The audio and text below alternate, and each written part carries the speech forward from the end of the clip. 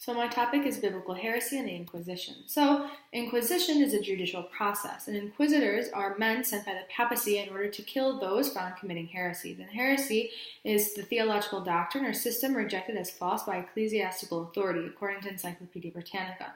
Then we can understand heresy is regarded as anything that goes against church doctrine. However, according to the Bible, heresy is anything that goes against the teachings of the Bible. Then we can understand that the Catholic and Protestant churches, they actually teach a form of heresy because they teach things that did not originate from the Bible. So in order to understand this, we first need to see, well, what are the teachings of the Bible?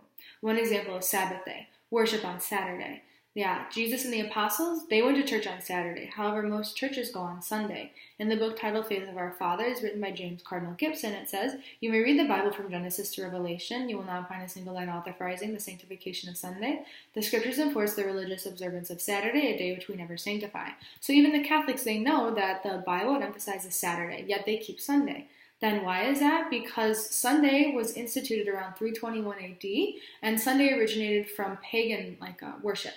So actually, many of the customs seen in the churches nowadays, such as Sunday, Christmas, Easter, all of these originated in paganism. Then, why would the Catholic and Protestant churches kill people for practicing heresy when they themselves actually practice a form of heresy according to the Bible?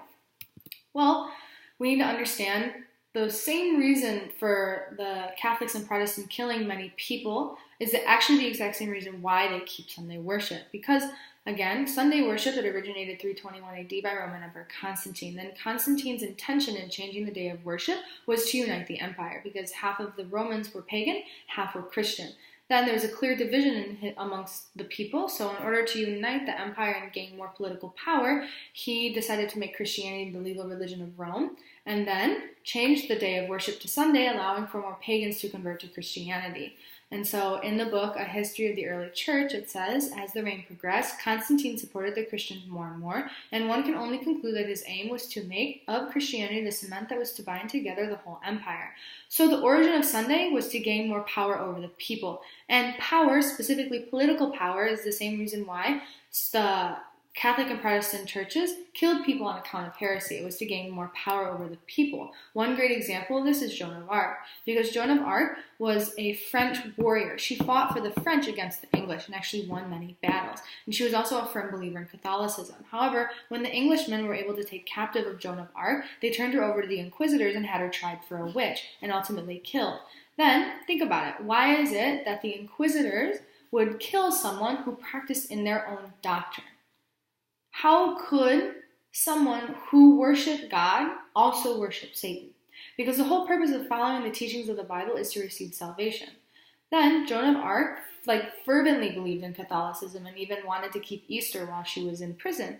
Then the Inquisitors should have believed that the teachings that they are keeping give salvation, allowing her to keep them and realize that she is receiving salvation. But, however, that is not what took place. They ended up killing her, even though she practiced the same thing they believed in.